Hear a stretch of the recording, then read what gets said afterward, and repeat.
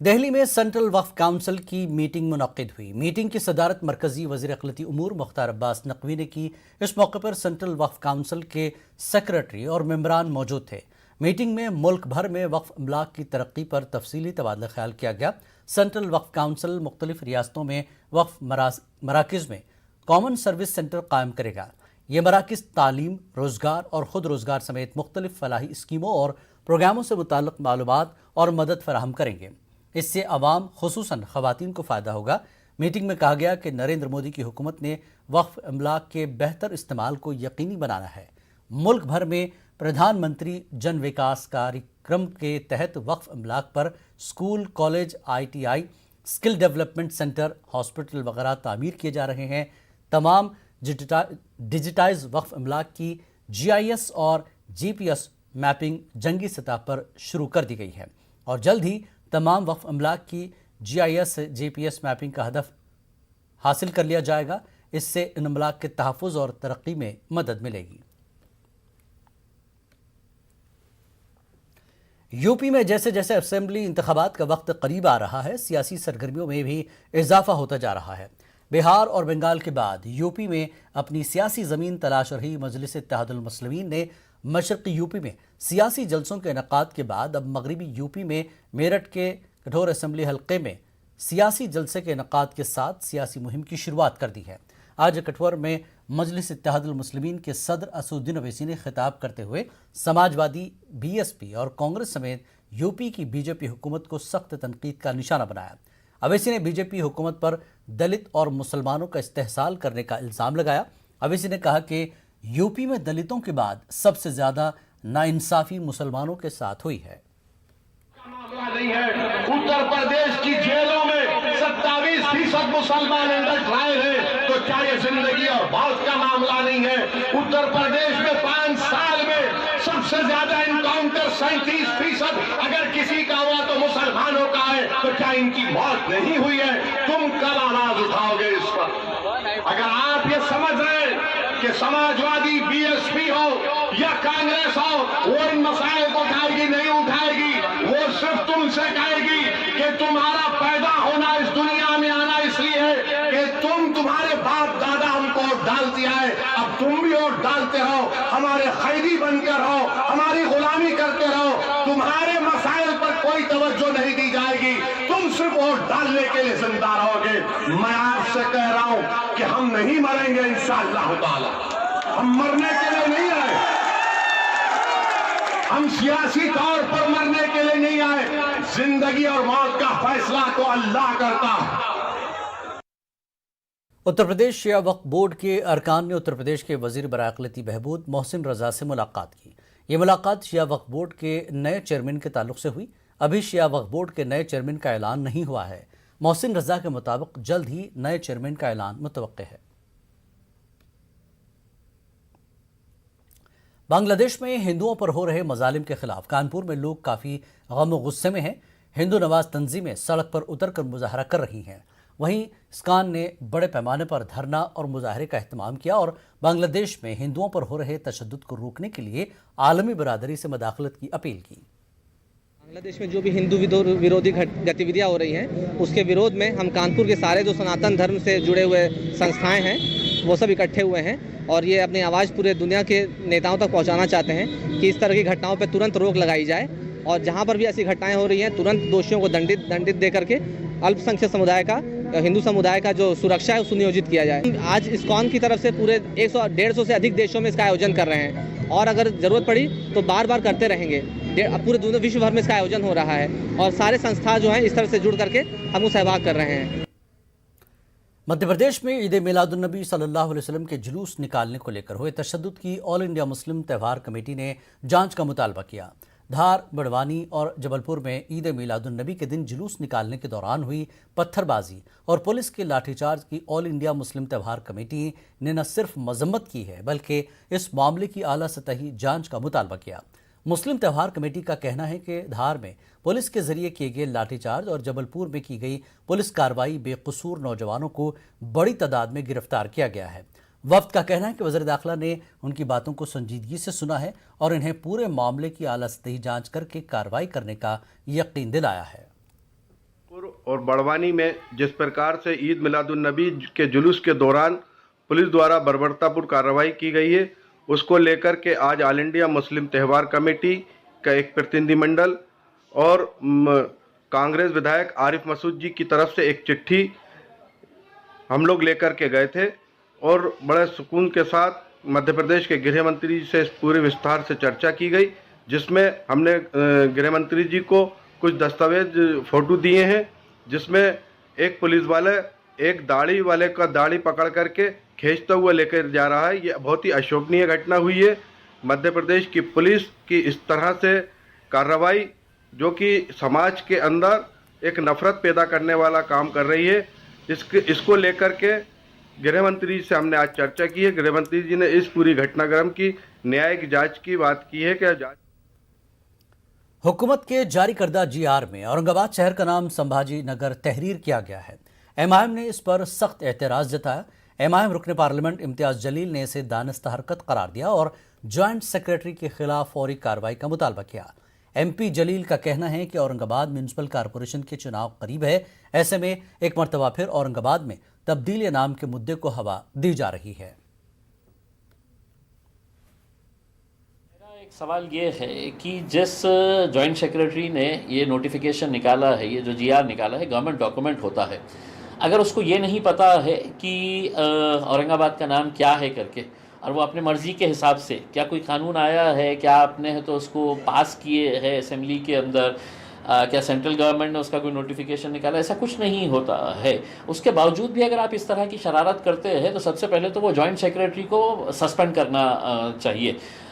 दूसरा ये है कि आप तो सरकार के अंदर बैठे हैं ना, आप क्या समझते हैं कि जनता इतनी बेवकूफ़ है, जनता को कुछ समझ में नहीं आता है कि जब इलेक्शन आता है तो आप ये हरकतें करना शुरू कर डालते हैं। मैं आपसे पूछूंगा कि औरंगाबाद में इतनी तेज़ बारिश हुई है, इतनी ज़ोरदार बारिश हुई है, उसके बावजूद भी औरंगाबाद के लोगों को क्यों 6 दिन और 8 दिन के बाद पानी मिल रहा है? तो बोलेंगे कि नहीं, पानी के बारे में बात मत करो, अपन है तो शहर के नाम के बारे में बात करेंगे करके।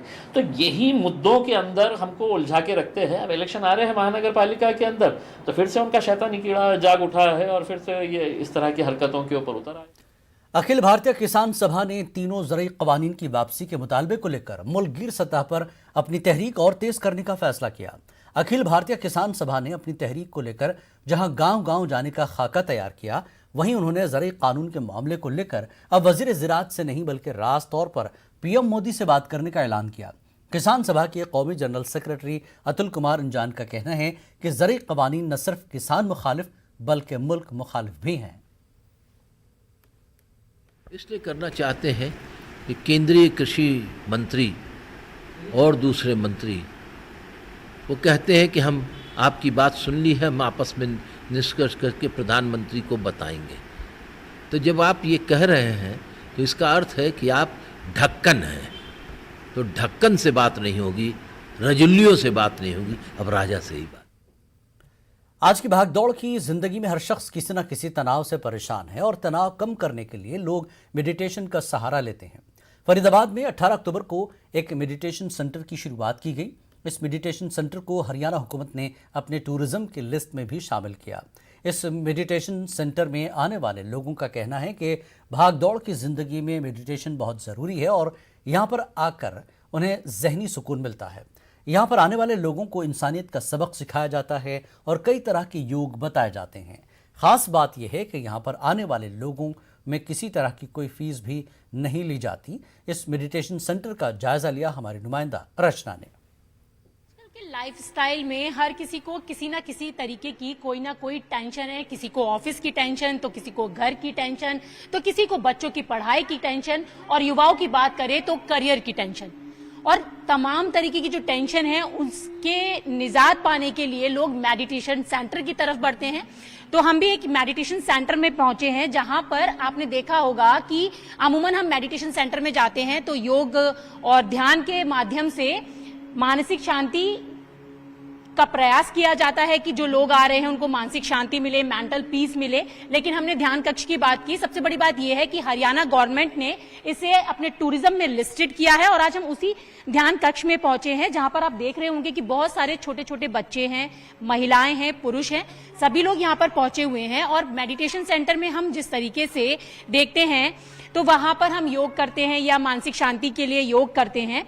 इस मेडिटेशन सेंटर की यानी कि ध्यान कक्ष की बात की जाए तो यहाँ पर 3 स्टेजेस के माध्यम से मानसिक शांति के लिए लोग यहाँ पर आते हैं। जैसे कि हम पढ़ाई करने जाते हैं तो फर्स्ट क्लास, सेकंड क्लास और थर्ड क्लास, तो यहाँ पर भी 3 स्टेजेस हैं, फिजिकल, मेंटल और स्पिरिचुअल। इनमें जिस तरीके से बहुत सारी उलझने हैं, उन उलझनों से निजात पाने के लिए हमें शांति चाहिए और शांति की तलाश में हम मेडिटेशन सेंटर में जाते हैं।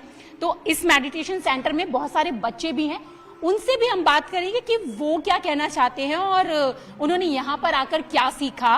तो आप देख रहे हैं कि बहुत सारे बच्चे हैं यहाँ पर और पहुंचे हुए हैं, उन बच्चों से भी हम बात कर लेते हैं, उनसे पूछेंगे कि क्या। अच्छा ये बताइए क्या नाम है आपका? युवराज। युवराज। युवराज। युवराज। अच्छा युवराज, आप कब से आ रहे हो यहाँ पे? मैं आज फर्स्ट टाइम है। कैसा लगा आपको? अच्छा। तो जब आप यहाँ पर आए थे तो मम्मी ने बोला कि अपनी मर्जी से आप आए? मैं अपनी मर्जी से ही आया। क्या क्या सीखा आपने? यहाँ पे जैसे लाइफ में कई सारी टेंशन प्रॉब्लम्स होती है, यहाँ पे पीस और ऐसे। आपको क्या टेंशन है? कितने छोटे से हो? टेंशन मतलब कई स्टडीज की होती है, कई वैसे एक्टिविटीज, कॉम्पिटिशन्स, ये सब होते हैं ना, तो उससे रिलेटेड कॉम्पिटिशन्स की टेंशन्स हैं। कुछ बड़े लोग भी हमें दिखाई दे रहे हैं, हम उनसे भी बात करेंगे कि वो क्या कहना चाहते हैं और इस ध्यान कक्ष में आकर जिस उद्देश्य से वो आए थे कितना ज्यादा वो उन्हें मतलब उनके लिए फायदेमंद रहा। क्या नाम है आपका? प्रियंका। प्रियंका। तो प्रियंका, हम मेडिटेशन करने जाते हैं क्योंकि बहुत सारी हमारी लाइफ में मुश्किलें होती हैं। बिल्कुल। आपको कैसा लग रहा है? कैसा फील कर रही हैं? I am feeling like that I got to know about myself. अपने आप के बारे में जानने का काफ़ी मौका मिला हमें यहाँ पे आकर, और जो 7 वैल्यूज़ हमें बताई गई उस पर चलकर हम ये वैल्यूज़ खुद भी ले सकते हैं एंड फर्दर जनरेशन को भी दे सकते हैं। तो बच्चों में these values are not there. जिन स्कूल्स में वो जाते हैं तो वहाँ पे उनके पास ये सब नहीं सिखाया जाता। उनके सब्जेक्ट्स में जो भी होता है इट्स ऑल बुकिश। मतलब आपको लगता है कि यहाँ पर आकर एक मानवता का जो सही लेसन बच्चों को पढ़ाना चाहिए वो बच्चे सीख सकते हैं? बच्चे सीख सकते हैं। मेडिटेशन सेंटर में योग के साथ साथ ह्यूमन वैल्यूज, जिसकी सबसे ज्यादा जरूरत आज के सिनेरियो को देखते हुए है, वो हम यहाँ सीख सकते हैं। और इसी उद्देश्य से इस ध्यान कक्ष का स्थापना। इस वक्त की अहम खबर आपको दे दें, मरकजी वज़ीर दाखिला अमित शाह का दौरे जम्मू कश्मीर। राजभवन में शहीदों के अहले खाना से की मुलाकात। सुपेंद्र कौर और मक्खनलाल बिंद्रू के अहले खाना से भी मुलाकात की अमित शाह ने 30 मिनट तक शहीदों के अहले खाना से मुलाकात की। अहले खाना से इजहार ताज़ियत किया। पुलिस एहलकारों, शहरियों के खानदान, शहीद पुलिस एहलकारों, शहरियों के खानदानों से मुलाकात की। खासकर सुपेंद्र कौर और मक्खनलाल बिंद्रू के अहले खाना से मुलाकात हुई। 30 मिनट तक अहले खाना से, शहीदों के अहले खाना से मुलाकात की गई है। राजभवन में शहीदों के अहले खाना से मुलाकात हुई मरकजी वज़ीर दाखिला अमित शाह की।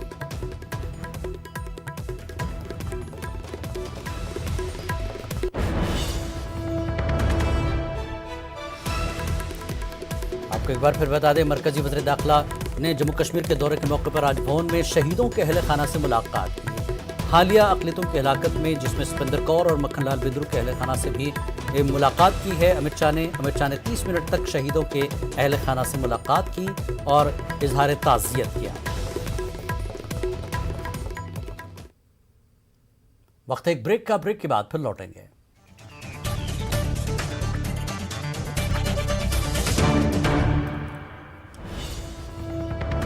नाज़रीन, एक बार फिर आपको बता दें, मरकजी वज़ीर दाखिला इस वक्त जम्मू कश्मीर के दौरे पर हैं और राजभवन में शहीदों के अहले खाना से उन्होंने मुलाकात की। सुपेंद्र कौर और मक्खनलाल बिंद्रू के अहले खाना से मुलाकात हुई है अमित शाह की, और अमित शाह ने 30 मिनट तक शहीदों के अहले खाना से मुलाकात की है और साथ ही उन्होंने शहीदों के अहले खाना से इजहार ताज़ियत किया। पुलिस एहलकारों, शहरियों के खानदान, शहीद पुलिस एहलकारों और शहरियों के खानदानों से भी मुलाकात हुई है राजभवन में। आपको बता दें, हालिया हलाकतें हुई स्कूल में सुपेंद्र कौर और मक्खनलाल बिंद्रू के अहले खाना से भी यहाँ मुलाकात हुई है। मरकजी वज़ीर दाखिला अमित शाह की राजभवन में शहीदों के अहल खाना से मुलाकात हुई। सुपेंद्र कौर और मक्खनलाल बिंद्रू के अहल खाना से भी मुलाकात हुई। 30 मिनट तक शहीदों के अहल खाना से अमित शाह ने मुलाकात की है। शहीद पुलिस एहलकारों, शहरियों के खानदानों से मुलाकात की और इजहार ताज़ियत किया अमित शाह ने।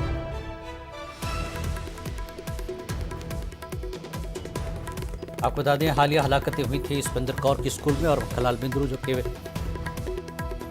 मेडिकल शॉप के ओनर थे, उनके अहले खाना से अमित शाह ने आज मुलाकात की है राजभवन में। और शहीद पुलिस एहलकारों, शहरियों के खानदानों से अमित शाह ने मुलाकात की और इजहार ताज़ियत किया।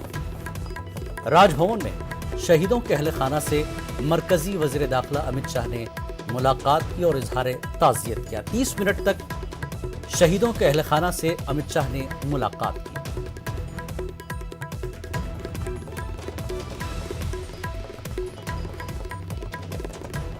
एक बार फिर आपको बता दें कि मरकजी वज़ीर दाखिला जम्मू कश्मीर के दौरे पर हैं अमित शाह। राजभवन में आज शहीदों के अहल खाना से उन्होंने मुलाकात की। सुपेंद्र कौर और मक्खनलाल बिंद्रू के अहल खाना से उन्होंने मुलाकात की। 30 मिनट तक शहीदों के अहल खाना से अमित शाह ने मुलाकात की और साथ ही उन्होंने इजहार ताज़ियत किया। मुलाकात में आपको बता दें, शहीद पुलिस एहलकारों, शहरियों के खानदानों से मरकजी वज़ीर दाखिला अमित शाह ने मुलाकात की। तस्वीरों में आप देख सकते हैं राजभवन में शहीदों के अहल खाना से मरकजी वज़ीर दाखिला अमित शाह की मुलाकात। शहीद पुलिस एहलकारों और शहरियों के खानदानों से अमित शाह ने मुलाकात की। ये मुलाकात 30 मिनट तक शहीदों के अहल खाना से हुई और उन्होंने तमाम शहीदों के अहल खाना से इजहार ताज़ियत किया।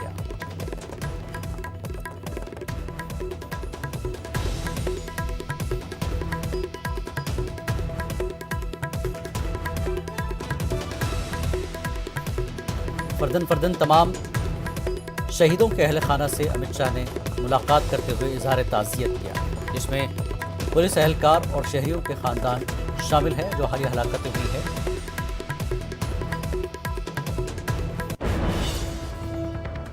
खास बात इंडिया में फ़िलहाल इतना ही। आदाब।